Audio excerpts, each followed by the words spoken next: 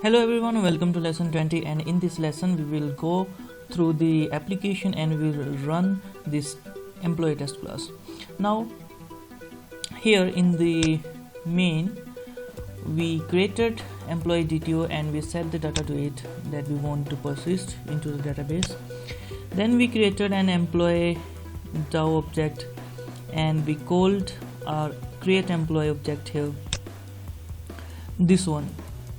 So in the create employee object we are getting employee DTO that we set here. We are pushing input here, and now we are taking an assembler object. Then we have created a session with the help of session helper.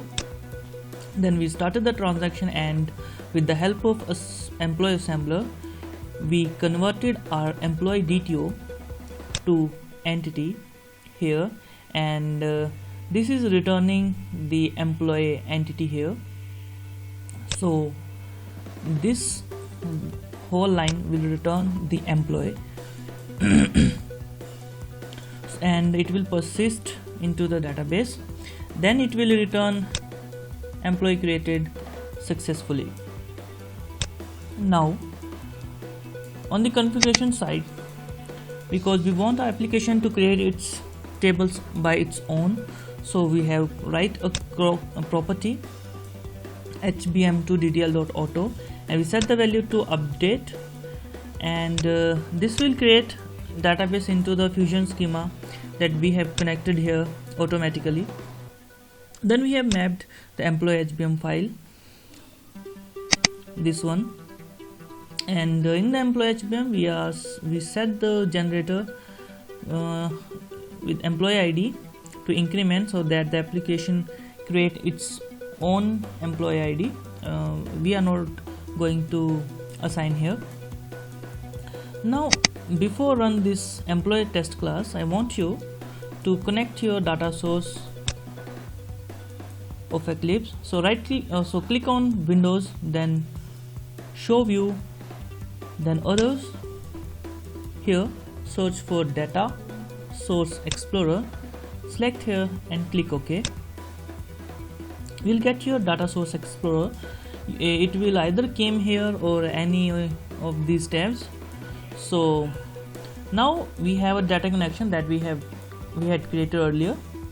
So right click here and connect, put your password or Fusion username, save the password so that next time it won't ask. Ping succeeded and click OK. Now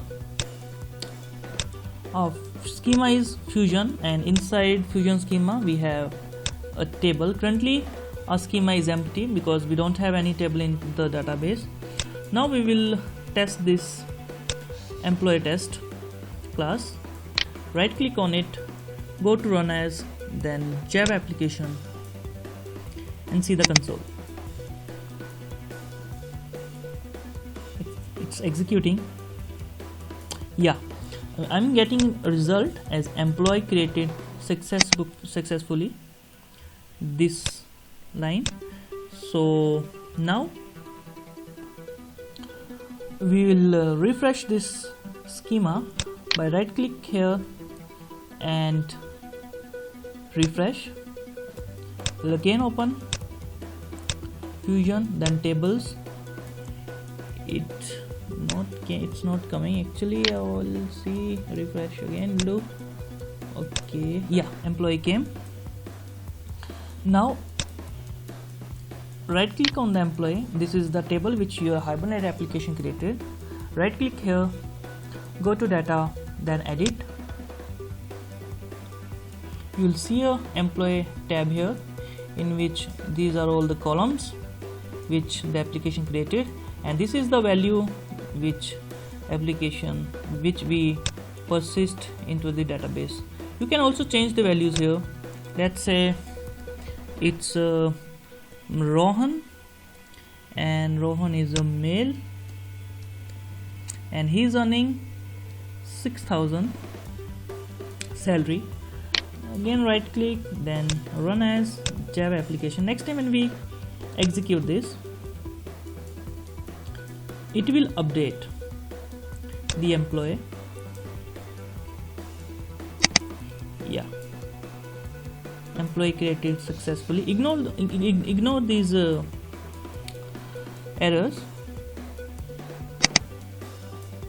Now right click, refresh, and you get the Rohan, and Rohan is a male and his salary is 6,000.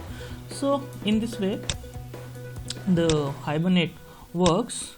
Thank you very much for watching. See you next.